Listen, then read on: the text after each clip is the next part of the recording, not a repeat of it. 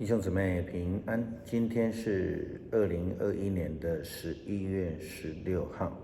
今天的经文是诗篇第3篇，申命记第26章5到16节，希伯来书第10章32到39节。今天要跟大家分享的主题是得救信心。什么人可以得救？根据圣经彼得后书第3章第9节的经文这样说道：主所应许的尚未成就，有人以为他是单言，其实不是单言，乃是宽容你们，不愿有一人沉沦，乃愿人人都悔改。按照圣经的记载，每一个人其实都是可以得救的，因为呢，上帝不要有一个人沉沦。如果我们再翻到这个约翰福音第3章第16到18节，经文里面也这样写道：神爱世人，甚至将他的独生子赐给他们，叫一切信他的不至灭亡，反得永生。因为神差他的儿子降世，不是要定世人的罪，乃是要叫世人因他得救。信他的人不被定罪，不信的人罪已经定了，因为他不信神独生子的名。问题来了，你有得救的信心吗？亚伯拉罕是旧约，或是说犹太非常重要的一位先祖，在希伯来书今天的经文里面提到了他被称为信心之父。为什么？圣经的记载，事实上亚伯拉罕他是一位没有盼望的人。我们来简单的回顾他的生命。他75岁的时候才认识上帝，75岁的时候他才领受上帝的呼召，才开始跟随上帝。可是当时候他们夫妇2个并没有孩子，在他们的家乡，因为这样子他们抬不起头来，这对他们而言实在是一个没有盼望的事情。但是因为上帝的呼召，他离开了本族、本地以及父家，他们相信了，并且愿意诚心的跟随上帝。上帝就在他们亚伯拉罕100岁的时候，太太撒来90岁的时候，就赏赐了他们孩子。100岁的人其实是没有盼望的，是死的。可是上帝给他们的孩子，这是他们的盼望。就在他们的无望的当中，上帝给他们了一个盼望。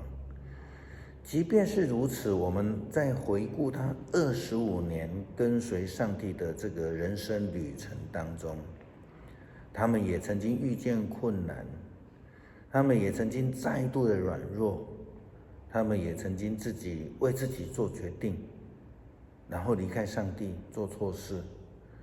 他们甚至对上帝的应许没有信心，但是终究他们也再度的回到上帝的面前，领受了上帝的应许。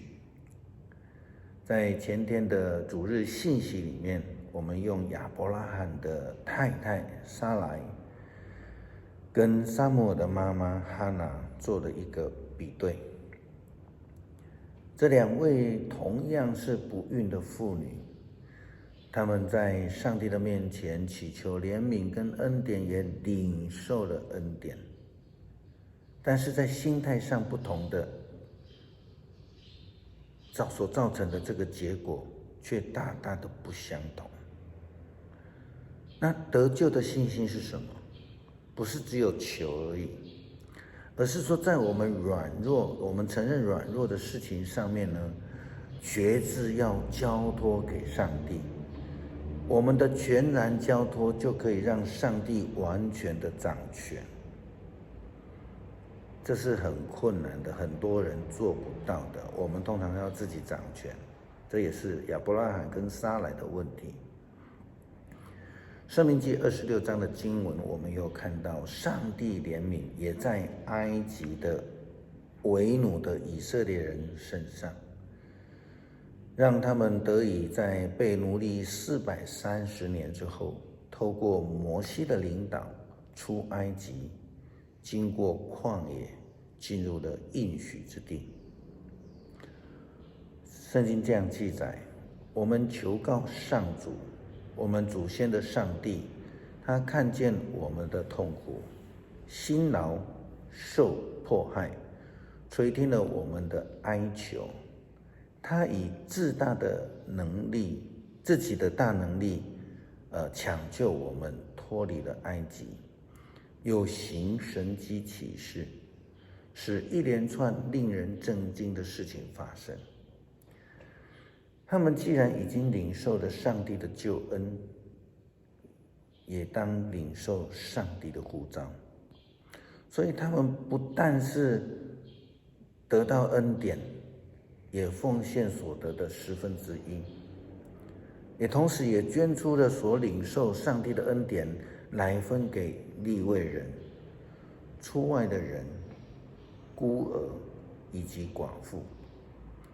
他们从照顾需要的人的事情上面来证明自己是有得救信心的人。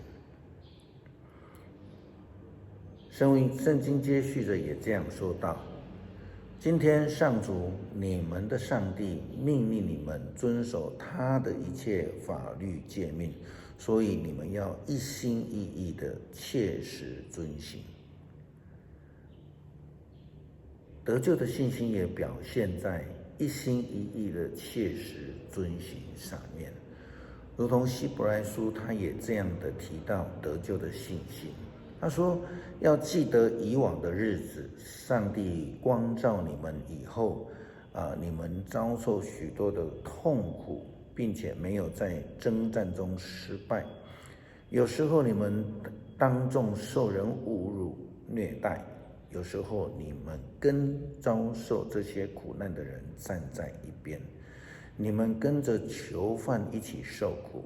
当你们所有的财物都被夺走的时候，你们甘心忍受，因为你们知道你们保有那更美好长存的产业，所以你们不要丧失了勇气。这勇气要带给你们极大的报偿。为了要施行上帝的旨意和领受他的应许，你们必须忍耐。在我们遇见苦难的时候，就是我们要学习忍耐，等候上帝，然后全心的用信心来依靠。上帝应许我们将有更美好的产业要赐给我们，使我们脱离凶恶苦难，使我们的病得医治，更使我们蒙福。我们一起用诗篇第3篇来阅读。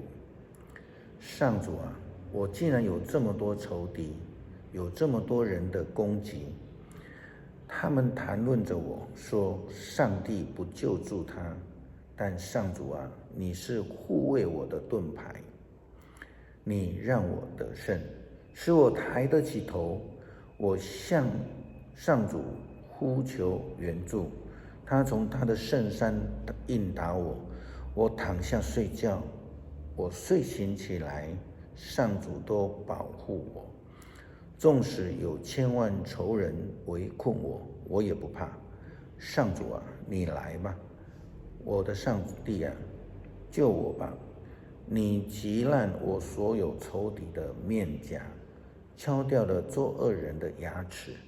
胜利从上主那里来，愿他赐福给他的子民。